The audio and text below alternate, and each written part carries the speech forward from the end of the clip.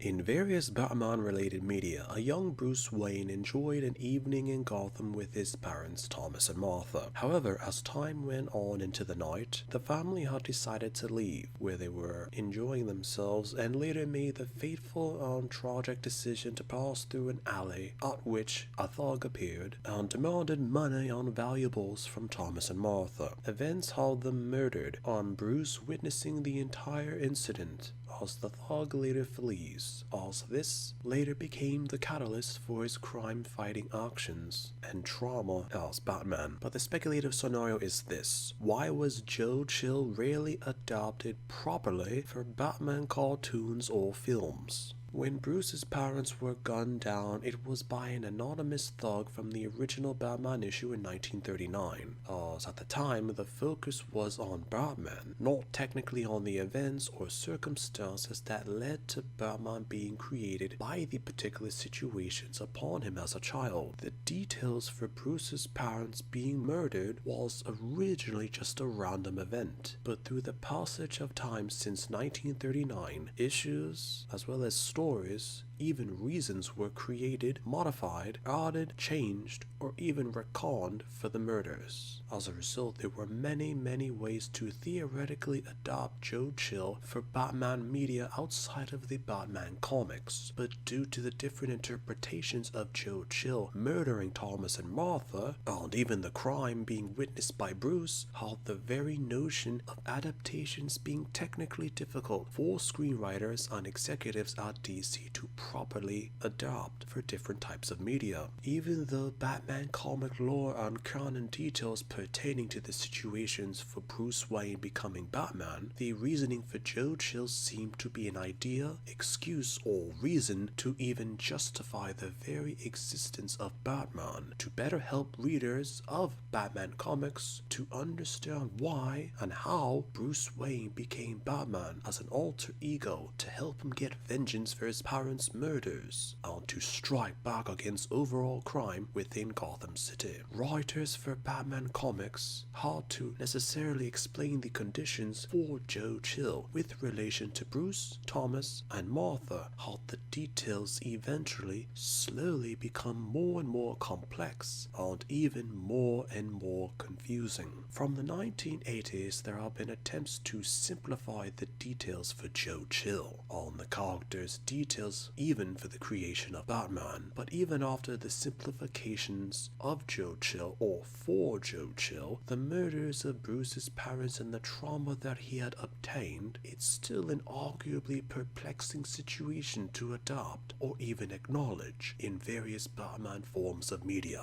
With everything considered for the details of Joe Chill and the effect that it had on a young Bruce Wayne to become Batman, adopting the scenarios have been proven to be widely complex, with the Batman movie from 1989 now considered to be the first modern depiction of a Batman-related film, and Batman the Animated Series from 1992 being the first modern cartoon. Adaptations or reasonings for Joe Chill on the conditions for the creations of Batman have been made variable with these prime examples in mind. Due to the complexities of adopting Joe Chill, the said adaptations might or might not even do justice because of all the complexities involved for the character, and the said adaptation might not necessarily be faithful to the comic source material, or might be something completely or utterly different. As a result, Joe Chill has been varied depending on the said adaptation. When the first modern film to depict Batman was released in 1989, this is now considered to be the first depiction of Joe Chill, but due to circumstances, the Joker was somewhat incorrectly considered by casual opinions to be the murderer of Bruce's parents, an incorrect fact that was infamously known for a number of years until Batman the Animated Series in 1992. Despite the revolutionary aspects of Batman the Animated Series, Joe Chill was one of the few details from the Batman comic source material that wasn't necessarily used for the cartoon and not technically adapted at all. When asked about the lack of Joe Chill in Batman the Animated Series, Bruce Timm and Paul Dini were well aware of the comics around the circumstances for the murders of Thomas and Martha, but neither of them could adequately or confidently adopt Joe Chill into the animated series, so Bruce Wayne nor Batman ever got closure from dealing with Joe Chill, and the character wasn't referred to nor mentioned in the animated series for those exact reasons. Due to the complexities of Justice League on the world building done from 1992 through 2006 in the original era of DC's animated universe, had the technical first reference to Joe Chill in A Better World Part 2, but the first actual depiction was in For the Man Who Has Everything. Due to the circumstances of Batman the Brave and the Bold episode Chill of the Night, it has often been considered by some theorists and critics to be referencing the original DC animated universe. Paul Dini wrote the screenplay for the particular episode, on legendary actors from Batman the Animated Series being Kevin Conroy and Mark Hamill also voiced characters in the episode. The episode was the first appearance in media outside of the Batman comics where Batman or Bruce Wayne confronted the killer of his parents Thomas and Martha. The actual confrontation by Batman and Joe Chill had some scenes